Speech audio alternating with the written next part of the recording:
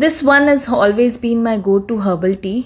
मेरे पास सारी सूखी लीव्स है बिकॉज यहाँ मिलती नहीं है, तो मैंने सारी सुखा कर रखी हुई है।